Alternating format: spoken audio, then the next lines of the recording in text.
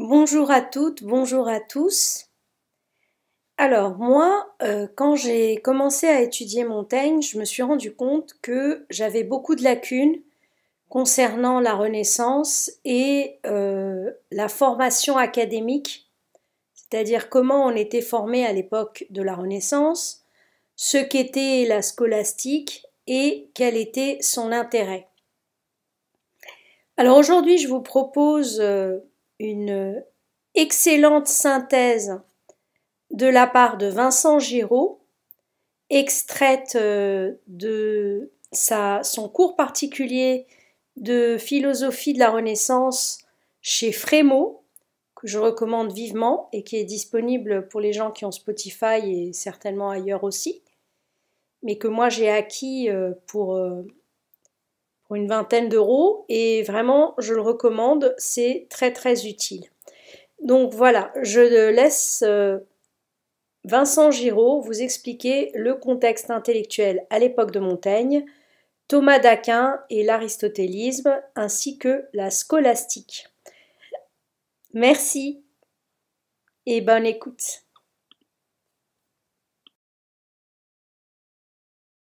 Un siècle seulement sépare la pensée de Bernard de Clairvaux, qui est mort en 1153, de celle de Thomas d'Aquin, 1225-1274. Pourtant, au cours de cette centaine d'années, de nombreuses transformations ont eu lieu dans la vie intellectuelle de l'Occident chrétien.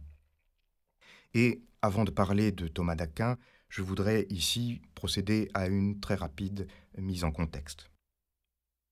Mentionnons seulement deux de ces transformations essentielles. D'abord, la naissance et le développement des universités, dans l'Occident latin. Et deuxièmement, la réception des écrits d'Aristote. Dans les villes les plus actives d'Europe, les plus ouvertes aux idées, on voit apparaître des institutions d'enseignement, les Universitates Studiorum, c'est-à-dire les universités. Ces établissements ont pour fin de cultiver tous les domaines du savoir de l'époque. Pour accéder à l'université, on devait accomplir 2 cycles d'études de ce qu'on appelait les arts libéraux. Ces 2 cycles, c'était le trivium, qui comprenait 3 disciplines, la grammaire, la rhétorique et la logique, et le second cycle, le quadrivium, qui comprenait les 4 disciplines suivantes, arithmétique, géométrie, astronomie et musique. Ces 2 parcours d'études forment, à partir du XIIIe siècle, la base du savoir scolaire et universitaire. À l'université, en plus d'un approfondissement des arts libéraux déjà cités, les spécialités suivantes étaient enseignées: le droit civil, le droit canon, c'est-à-dire le droit propre à l'Église, la médecine, les mathématiques, la logique, enfin la philosophie et la théologie. Anselme de Cantorbéry et Bernard de Clairvaux étaient des moines, vivant dans des monastères, et dont la vie était avant tout rythmée par la prière et le service de Dieu. Leur œuvre de penseur se déploie dans un cadre avant tout religieux. Le recours à la philosophie était avant tout pour eux une manière de rendre rationnellement compréhensible l'expérience religieuse vécue. L'université, elle, offre un cadre tout à fait différent. D'abord, les universités sont au cœur de la ville médiévale, au contact de la vie quotidienne, des événements, des gens et des idées. Ensuite, par la pluralité de leurs spécialités, les universités ne sont pas immédiatement consacrées à la vie religieuse. L'universitaire acquiert une place, un statut, un rang social propre. Il participe d'une culture spécifique qui le distingue de celle qui régnait dans les abbayes. Il devient un travailleur intellectuel, ainsi que l'a bien décrit l'historien du Moyen-Âge Jacques Le Goff, dans son ouvrage précisément intitulé « Les intellectuels au Moyen-Âge ». Bien entendu, le cadre religieux reste cependant très fort dans la société du XIIIe siècle. La philosophie, si elle n'est plus faite exclusivement par des moines, est tout de même pratiquée par des chrétiens, pour qui la parole de Dieu, la Bible, constitue toujours la vérité absolue. Certains des plus grands penseurs de ce temps appartiennent d'ailleurs à des ordres religieux. Albert le Grand et Thomas d'Aquin sont dominicains. Bonaventure est franciscain. Néanmoins, on voit apparaître un autre idéal du savoir, qui transforme profondément la pensée philosophique et théologique. on entre dans l'âge de ce qu'on a appelé la scolastique, c'est-à-dire la philosophie telle qu'elle est enseignée dans les universités, les écoles, en grec skolé. Le développement de la scolastique fut essentiellement lié à l'arrivée en Europe des textes d'Aristote. La plupart des textes d'Aristote, en effet, n'étaient pas connus de l'Occident latin. Aristote a écrit en grec au IVe siècle avant Jésus-Christ, et jusqu'au XIIe, on ne connaissait d'Aristote que ses œuvres de logique, l'Organon. Le reste de l'immense œuvre aristotélicienne était ignoré. C'est par l'influence des Arabes, établis en Espagne, qui avaient traduit Aristote en leur langue, que l'Occident latin va avoir accès à cette pensée née dans l'Athènes de l'Antiquité. Détour passionnant, vers la fin du XIIe siècle, à Tolède, en Espagne, Gérard de Crémone traduit la physique d'Aristote ainsi que de nombreux ouvrages de sciences arabes. Ainsi, c'est à partir de l'arabe, et non de l'original grec, que les textes d'Aristote arrivent dans la langue latine. En même temps que ces traductions arrive donc la traduction des œuvres de grands penseurs arabes qui ont eux-mêmes lu et commenté Aristote. Donnons ici simplement quelques noms. Al-Farabi, Avicenne, Al-Ghazali et surtout Averroès, penseur de la fin du XIIe siècle. Il est mort en 1198. Ainsi, en quelques années, le paysage intellectuel de l'Occident chrétien se renouvelle complètement. L'arrivée des textes d'Aristote transforme profondément les bases médiévales du savoir, jusqu'à présent essentiellement augustiniennes. Pourquoi cela fut-il un tel choc ? Eh bien parce que la pensée aristotélicienne, sans appartenir elle-même au christianisme, puisqu'elle vient 300 ans avant Jésus-Christ, propose un modèle de rigueur et de scientificité dans la recherche de la vérité. Aristote fascine les penseurs médiévaux parce qu'il incarne le maître de la connaissance rationnelle. Par les concepts qu'il a forgés, par les domaines du savoir qu'il a explorés, toute la science de son temps. Aristote était d'une certaine façon à la fois biologiste, mathématicien, philosophe, théologien. Par les concepts qu'il a forgés, par les domaines du savoir qu'il a explorés, par la technique philosophique qu'il a créée, Aristote est allé aussi loin que l'on peut aller dans la connaissance de la vérité, sans le secours de la révélation, c'est-à-dire sans la parole de Dieu, sans la Bible, sans le Christ. C'est pourquoi, chez les auteurs du XIIIe siècle, il est simplement appelé, avec un très grand respect, le philosophe. Cette tradition scolastique s'incarne avec éclat en la personne de Thomas d'Aquin. Né en 1225, mort en 1274, venu d'Italie, il est issu d'une famille aristocratique, Thomas entre à 20 ans dans l'ordre des Dominicains, alors tout nouvellement fondé. Il étudie ensuite à Paris, qui à l'époque était le principal centre intellectuel pour l'étude de la théologie et de la philosophie. Il étudie aussi à Cologne, auprès d'un autre penseur capital, mais que nous n'aurons pas le temps d'évoquer ici, Albert le Grand, qui a vécu, lui, de 1200 à 1280.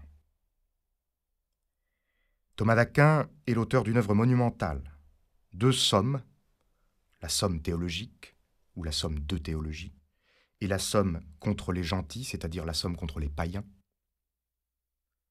rassemblant l'ensemble du savoir théologique, mais aussi de nombreux commentaires d'Aristote, des commentaires de l'Écriture sainte, également, enfin, des questions disputées sur des sujets divers, selon la pratique scolastique en cours à l'époque dans les universités. Il s'agissait d'un exercice universitaire, l'exercice de la quaestio. Thomas d'Aquin meurt sans avoir atteint 50 ans. Suivant en cela son maître Albert le Grand, Thomas d'Aquin a cherché à mettre la pensée d'Aristote au service d'une compréhension chrétienne de la vérité. En effet, rappelons-le encore une fois, pour Thomas, comme avant lui pour Anselme ou pour Bernard, la sagesse par excellence, c'est la connaissance des choses divines, c'est la théologie. Thomas écrit dans la Somme théologique que celui-là seul mérite par excellence le nom de sage, qui considère purement et simplement la cause suprême de tout l'univers. Or, la doctrine sacrée, c'est-à-dire, c'est le nom que Thomas donne à la théologie, Sacra Doctrina, traite très proprement de Dieu selon qu'il est la cause suprême. Car, précise-t-il, cette doctrine sacrée ne se contente pas de ce qu'on peut en savoir par les créatures. Et que les philosophes ont donc pu connaître, qu'Aristote a pu connaître, parce que Aristote avait lui aussi devant lui des créatures. La doctrine sacrée traite aussi de Dieu quant à ce qui n'est connu que de lui seul et qui est communiqué aux autres par révélation. Et c'est cela dont Aristote ne disposait pas. De la parole de Dieu, de la révélation biblique, qui permet d'aller plus loin dans l'élucidation de la cause suprême de tout l'univers. La doctrine sacrée, précise Thomas, mérite donc par excellence le nom de sagesse. Et cette sagesse, on le voit, est distincte de la sagesse que pouvait atteindre Aristote, dans la mesure où l'effort rationnel est complété, il est couronné par ce que lui apporte la révélation. Quel est alors pour Thomas le rôle de la philosophie en général, et d'Aristote en particulier? La philosophie est au service de la théologie, dit Thomas. Thomas d'Aquin a certes été un philosophe, mais il n'a pratiqué la philosophie qu'en vue des services qu'elle peut rendre à la sagesse chrétienne. Il n'a étudié Aristote que pour mieux élaborer une œuvre dont toute l'intention est théologique. C'est pourquoi il est parfois pour nous difficile de distinguer en lui le philosophe et le théologien. Là où Thomas se montre le plus original et fait preuve de nouveauté, c'est lorsqu'il utilise des ressources philosophiques, aristotéliciennes, mais pas uniquement, pour penser dans le cadre d'une théologie.